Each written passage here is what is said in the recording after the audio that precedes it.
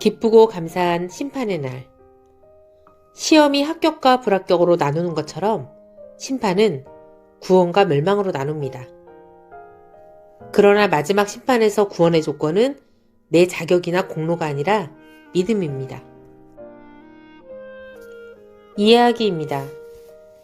마음을 돌이키고 하나님에게 부르짖으면 하나님은 주의 백성을 용서하시고 그들의 기도에 응답하십니다. 메뚜기 재앙으로 먹을 것과 하나님에게 드릴 재물이 없었던 사람들에게 하나님은 곡식과 새 포도주와 기름을 풍족히 주실 것입니다.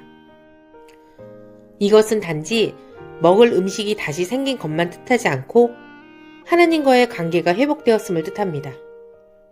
또 하나님은 재앙으로 황폐해진 들과 산도 새롭게 고쳐주시고 백성에게 비와 곡식을 주셔서 기쁨과 즐거움을 안겨주실 것입니다.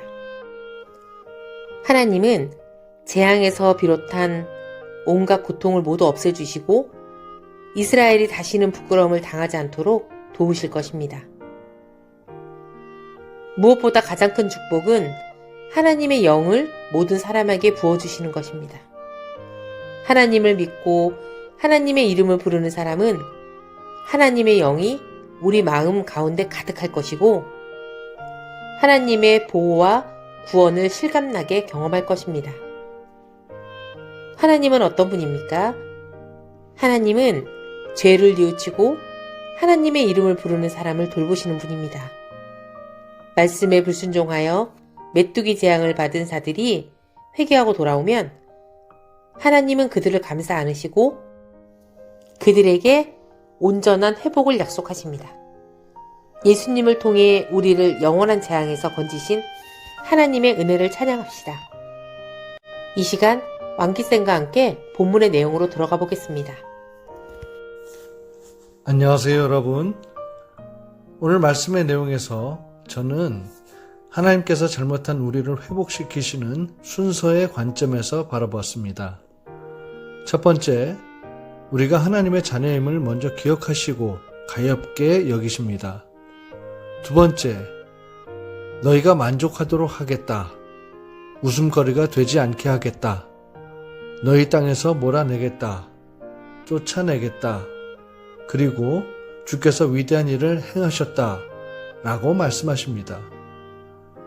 그 다음 세 번째 순서는 우리를 위로하십니다. 두려워하지 마라. 기뻐하고 즐거워하여라. 열매를 맺을 것이다. 라고 약속의 말씀을 하십니다. 네 번째 약속의 말씀은 너희에게 이른 비와 늦은 비를 내려주겠다. 포도주와 기름이 넘칠 것이다. 너희를 친 군대에게 갚아주겠다. 그리고 우리가 여호와의 이름을 찬양할 것이다 라고 말씀하십니다. 다음 다섯 번째는 하나님께서 내 영을 모든 사람에게 부어주겠다. 너희 아들, 딸은 예언할 것이고 너희의 노인은 꿈을 꿀 것이며 젊은이는 환상을 볼 것이다 라고 약속하십니다. 마지막 여섯 번째, 누구든지 나 여호와의 이름을 부르는 사람은 구원을 받을 것이며 심판날 뒤에도 나 여호와가 부른 사람은 살아남을 것이다 라고 구원을 약속해 주십니다. 다시 순서를 정리해보면 우리를 불쌍히 여기시고 우리를 보호해 주시고 우리를 위로해 주시고 복 내려 주시며 원수를 갚아 주시고 하나님의 영을 우리에게 부어 주시며 마지막으로 구원을 약속해 주십니다.